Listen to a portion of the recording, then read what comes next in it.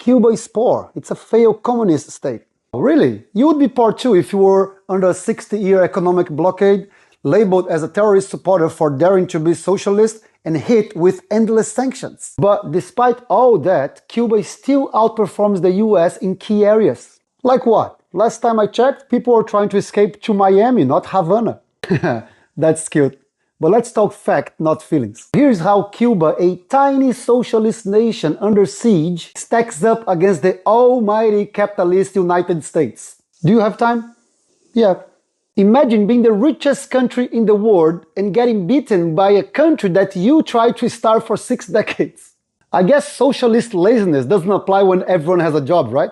Hundreds of thousands sleeping on the streets in the land of freedom, while Cuba, under embargo, ensures everyone has a home. In the US, getting sick equals bankruptcy. In Cuba, getting sick equals free treatment. Remind me again which system keeps people uneducated?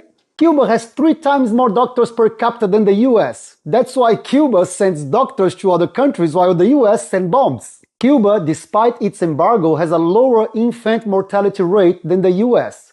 What's your excuse?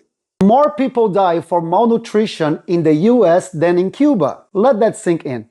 Maybe you should worry less about socialist crimes and more about why the US cities look like war zones. Capitalism hoards wealth at the top while socialism makes sure that its people doesn't starve on the streets. Which one sounds better?